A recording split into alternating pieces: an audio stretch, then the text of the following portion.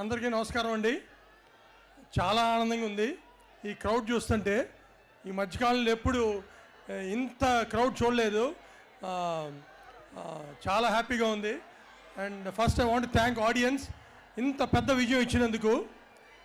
అంటే ఈ సినిమా ఎంత పెద్ద బ్లాక్ బస్టర్ అంటే ఈ రోజుల్లో సినిమా డిస్ట్రిబ్యూటర్లకి బ్రేక్ ఈవెన్ అయితేనే హిట్ అంటున్నారు. 20% కమిషన్ వస్తే బ్లాక్ బస్టర్ అంటున్నారు. 20% కమిషన్ కంటే మాకు ఓవర్ఫ్లో వస్తుంటే దీన్ని ఏమనాలి? ఆల్ టైమ్ ఇండస్ట్రీ హిట్ అనాలి. అంత పెద్ద హిట్. నేను 13th నుంచి ఎవ్రీ డే, అంటే ఒక నెంబర్ అనుకుంటాం, ఎవ్రీ డే ఈ సినిమా షాకింగ్ రిజల్ట్ ఇస్తుంది. మేము ఒక 1 crore అనుకుంటే 125 చేయటం ఎవ్రీ డే అనమాట. నేను ఇన్ని సినిమాలు చేశాను, ఇప్పటికీ ఇలాంటి రిజల్ట్ ఎప్పుడు చూడలేదండి. అండ్ మాకింత విజయం ఇచ్చినందుకు చిరంజీవి గారికి చాలా థ్యాంక్స్ అండి. ఇంత మంచి సినిమా చేసిన బాబీ గారికి, తర్వాత దీనిలో చాలా ఇంపార్టెంట్ రోల్ చేసిన రవితేజ గారికి, మా డిఎస్పి గారికి, అందరికీ చాలా చాలా థ్యాంక్స్. అండ్ మా ఆహ్వానాన్ని మన్నించి ఈ ఈవెంట్కి మా స్పెషల్ గెస్ట్గా విచ్చేసిన రామ్ చరణ్ గారికి చాలా చాలా థ్యాంక్స్ అండి. అండ్ సో ఇంకా ఏదో మాట్లాడదాం అనుకున్నాను. ఎందుకంటే నాకు ఒక 2 వారాల నుంచి అర్ధరాత్రి 8ంటికి పడుకున్న పొద్దున్న 3-4ంటికి మెలకు వస్తాం. ఎందుకంటే మెసేజ్లు డిస్ట్రిబ్యూటర్ల నుంచి ఆ షేర్లు చుట్టం, పొద్దున్నే 6-7కి చిరంజీవి గారికి ఫోన్ చేయటం, లేకపోతే ఆయన లగవరేమని మెసేజ్ పెడతాం. సో ఇట్స్ వండర్ఫుల్ ఎక్స్పీరియన్స్ అండి. And so I will cherish this movie for ever. And ఇంత విజయాన్ని ఇచ్చినందుకు మళ్ళీ తెలుగు ప్రేక్షకులకి చాలా చాలా థ్యాంక్స్. దీన్ని సపోర్ట్ చేసిన మీడియా వారికి అందరికీ చాలా చాలా థ్యాంక్స్ అండి. Thank you. Thank you so much Naveen గారు. మీరు మాట్లాడితే రవి గారు మాట్లాడినట్టే, రవి గారు మాట్లాడితే మీరు మాట్లాడినట్టే అని అన్నారు. Thank you so much. ఇద్దరిని వేదిక మీదే ఉండవలసిందిగా రిక్వెస్ట్ చేస్తున్నాము. సక్సెస్ ఈవెంట్ షీల్డ్స్ ప్రెజెంటేషన్ జరుగుతుంది ఇప్పుడు. సో రవి గారు to please stay back on stage. And Naveen గారు ఆల్సో. నవీన్ గారికి ఇప్పుడు గుర్తొచ్చింది, ఇందాక ఏం చెప్పాలనుకున్నారు? ఇంకోటి చెప్తాం అనుకుంటున్నా అండి. ఈ మూవీ చూసిన తర్వాత ఒకసారి నాకు చిరంజీవి గారు ఒక మెసేజ్ పంపించారు. నేను యూఎస్లో ఉన్నప్పుడు ఆ మెసేజ్ చాలా స్ట్రాంగ్గా ఉంది. అంటే పెద్ద బ్లాక్ బస్టర్ కొట్టామని. నాకు ఆయన జడ్జిమెంట్ మీద చాలా నమ్మకం. ఎందుకంటే రంగస్థలం చూసి ఆయన, నేను ఎక్కడో బాంబేలో ఉంటే ఇది అసలు రికార్డులు పగిలిపోతాయని చెప్పారు. అలాగే ఉప్పెన సినిమాకి అట్లాగే చెప్పారు ఆయన. సో ఈయన ఇంత మెసేజ్ పెట్టారంటే చాలా పెద్ద సినిమా అనుకుని ఆయన కాల్ చేశాను. కాల్ చేస్తే ఆయన ఒక మాట అన్నారు, నవీన్ నాకు ఖైదీ తర్వాత అంత పెద్ద సినిమా అవుతుంది ఇది అన్నారు. ఖైదీ సినిమా నేను చూసినప్పుడు నాకు 10-11 years ఏజ్ అప్పుడు నేను విజయవాడ శైలజాలో చూశాను. ఆ మాట అయిన తర్వాత నేను, ఆయన చెప్పారు కానీ నేను నిజంగా అంత సినిమా అవుతుందా అని లోపల అనుకున్నాను. బట్ నిజంగా సార్, మీ ఖైదీ తర్వాత అంత పెద్ద విజయం ఈ సినిమా చేసింది. అండ్ ఆ సినిమాలో మేము ఉన్నందుకు మాకు చాలా ఆనందంగా ఉంది. And thank you so much అండి. థ్యాంక్ యూ నవీన్ గారు. ఈ మొత్తం దాంట్లో జిస్ట్ అంతా అర్థం అవడంతో పాటు ఖైదీ అప్పుడు మీ ఏజ్ 11 అని కూడా నాకు అర్థమైంది. నా ఏజ్ ఏమిటో మా అమ్మే పుట్టలేదులే. ఓకే, సో ఇప్పుడు రవి గారు, మీరు, మాకు తెలుసు మీకు స్వార్థం ఎక్కువ. చిరంజీవి గారు వచ్చిన తర్వాతే మాట్లాడాలని చెప్పి దాన్ని కమింగ్ అప్ స్పీచ్లో అట్టి పెట్టుకున్నటువంటి రవి గారిని హిట్టే వేదిక మీదకి రావాల్సిందిగా రిక్వెస్ట్ చేస్తున్నాము. అలాగే అభిమానులు, మనకి మరింత ఎంటర్టైన్మెంట్ ఉంది. Please keep waiting. And Ravi గారు, మీరే ఒక ఎంటర్టైన్మెంట్. మెగా సముద్రం, ఇది మెగా సముద్రం.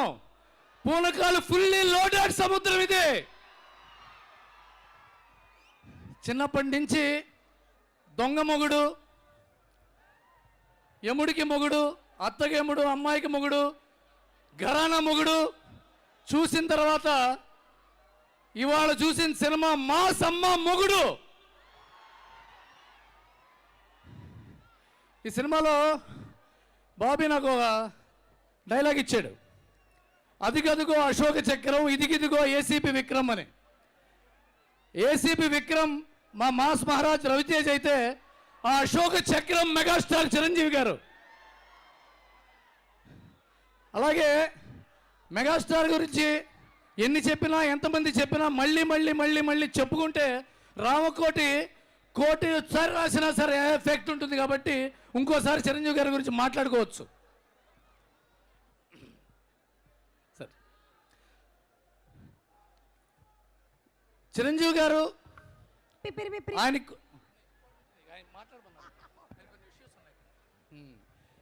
ఓకే, దయచేసి ఓకే. సో రవి గారు, మీరు అది క్లియర్ అయిన తర్వాత మాట్లాడాలనుకుంటున్నారా? Okay okay, please please. Okay okay, done. మీతోనే మాట్లాడుతున్నారు రవి గారు, డైరెక్ట్ కాంటాక్ట్ మీతోనే, వినండి. మెగాస్టార్ అభిమానులారా, మన హీరో గారికి, మన మెగాస్టార్కి ఎన్నో మంచి అలవాట్లతో పాటు కొన్ని బ్యాడ్ హ్యాబిట్స్ కూడా ఉన్నాయని మనకు తెలుసుకోవాలి. అదేంటో తెలుసా? ఎంతమంది ఎన్ని మాటలన్నా నిశ్శబ్దంగా ఉండటం, ఎంత కోపం వచ్చినా చిరునవ్వుతో ఉండటం, ఎంత అభిమానం ఉన్నా ఎంత ప్రేమ ఉన్నా సరే నిబ్బరంగా నిలకడగా ఉండటం, అది ఎవరి తరం కాదు, ఓన్లీ మెగాస్టార్ వల్ల అవుతుంది.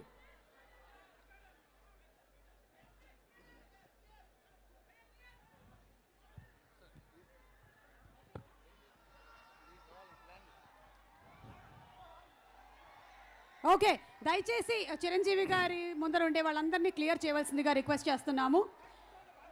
అండ్ ఎస్ రవి గారు, యు మే ప్లీజ్. ఒక హిట్, 2 హిట్లు, 10 హిట్లు, మేబీ 10-15 హిట్లు వచ్చిన ప్రతి వాళ్ళు కూడా నేలకి కిలోమీటర్ పైన డ్యాన్స్ చేస్తూ ఉంటారు.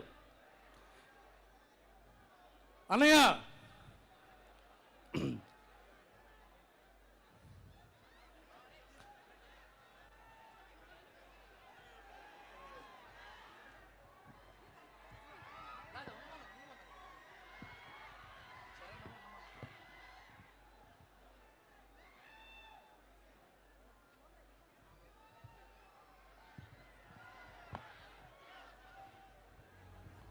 మాకు తెలుసు, అభిమానం కట్టలు తెంచుకొని వచ్చేసింది ఇవాళ.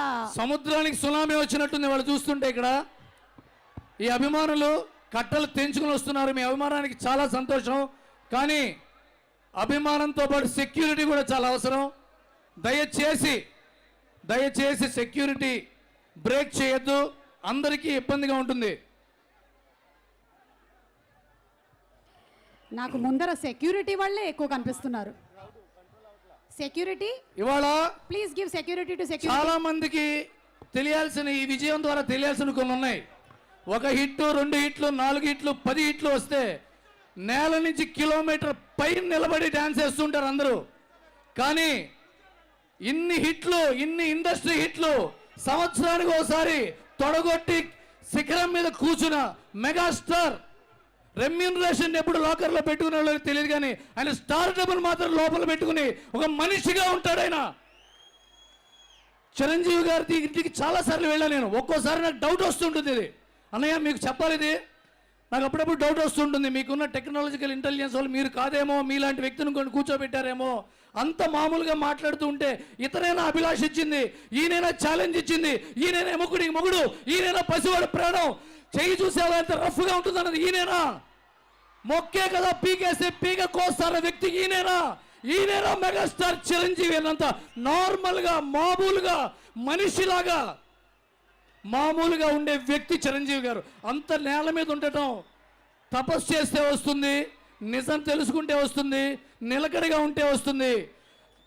అంతేకాదు ఆయన మెగాస్టార్ అవడంతో పాటు మెగా పవర్ స్టార్ లాంటి వ్యక్తిని కానీ, పవర్ స్టార్ లాంటి తమ్ముడిని కానీ, అయినా కూడా నార్మల్గా శివశంకర్ ప్రసాద్ లాగా ఇంట్లో ఉండటం అంటే it's not a joke my brother.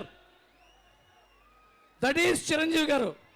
ఆయన నుంచి నేర్చుకోవాల్సిన చాలా ఉన్నాయి. పేషెన్స్, ఎంతో కోపం వచ్చిన నవ్వుతూ నిలబడటం. అన్నయ్య అది చాలా టఫ్, అది మా వల్ల కావట్లేదు మీకు చాలా ఫ్యాన్స్కి. ప్లీజ్, ఇది చాలా టఫ్ విషయం. చిరంజీవి గారి నుంచి నేర్చుకోవాలి అంటే ఏం నేర్చుకోగల, ఆయన చూస్తే చాలు. ఆయన రోజు ఎలా ఉంటాడు, ఎలా మాట్లాడుతాడని తెలుసుకుంటే చాలు. ఆయన నుంచి చాలా నేర్చుకోవాలి. స్టార్స్ వస్తారు, హిట్లు వస్తాయి, చాలా వస్తాయి, కానీ మెగాస్టార్ ఒక్కళ్ళే వస్తారు. ఎందుకంటే ఆయనకి చాలామంది చెప్తుంటారు, ఇంకా స్టోరీ డిస్కషన్స్లో పాల్గొంటారు చిరంజీవి గారు. కొంతమంది ఏమో ఇంటర్ఫీరెన్స్ అనుకుంటారు, కొంతమంది ఇన్వాల్వ్మెంట్ అనుకుంటారు. అది ఇన్వాల్వ్మెంట్ కాదు, ఇంటర్ఫీరెన్స్ కాదు. మనం పుట్టి బుద్ధి ఎరిగినప్పటి నుంచి స్టార్గా ఉన్న వ్యక్తి గైడెన్స్ అది. It's a guidance.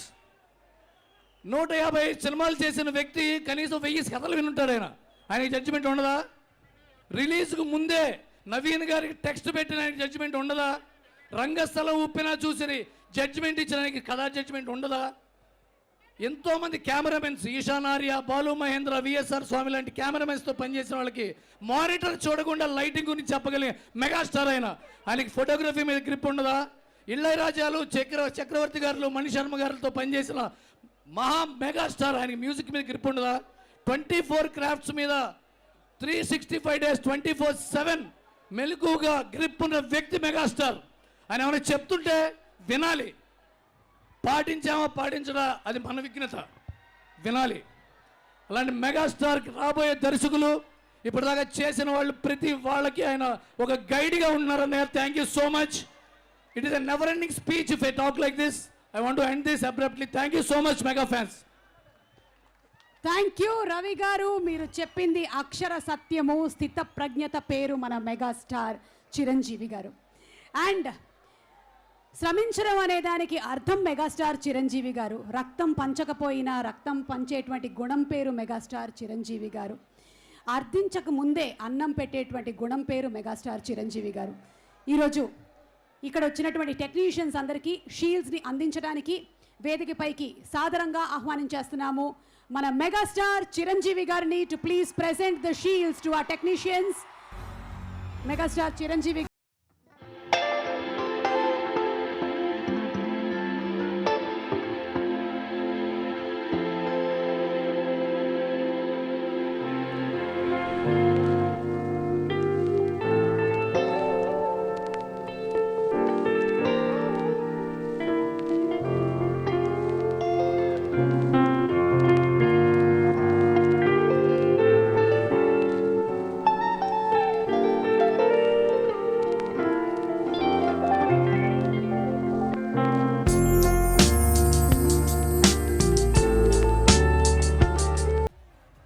ఎడిటర్స్ ఇద్దరికి శుభాకాంక్షలు తెలియజెప్తున్నాము. సినిమా ఆద్యాంతం ఇంత ఎంగేజింగ్గా అందించినటువంటి ఎడిటర్స్ హార్టీ కంగ్రాచులేషన్స్. అలాగే రైటర్ కోనా వెంకట్ గారిని వేదిక మీదకి ఆహ్వానిస్తున్నాం.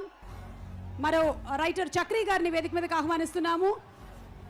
స్క్రీన్ ప్లే అండ్ డైలాగ్స్ని అందించినటువంటి కోనా వెంకట్ గారికి సాదర స్వాగతం పలుకుతూ వారిని వేదిక మీదకి ఆహ్వానిస్తున్నాము. చక్రి గారిని వేదిక మీదకి ఆహ్వానిస్తున్నాము.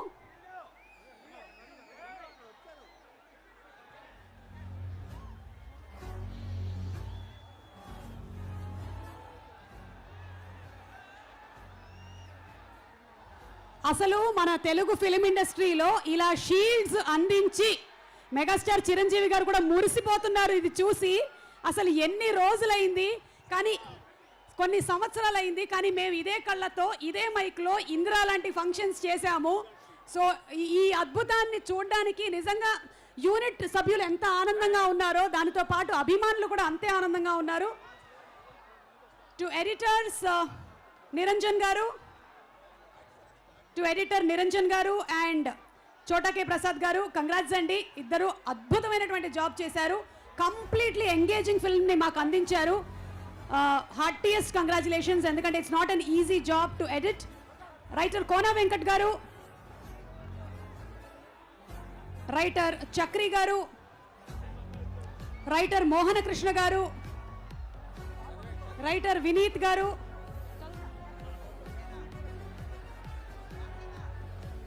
రైటర్ మోహన కృష్ణ గారు, రైటర్ వినీత్ గారు, రైటర్ అజ్జు గారు,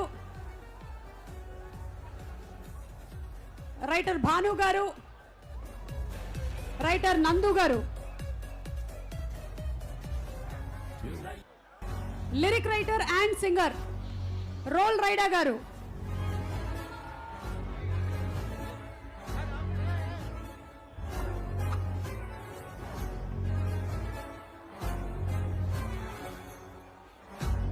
to all the writers, fantastic job, all the writers.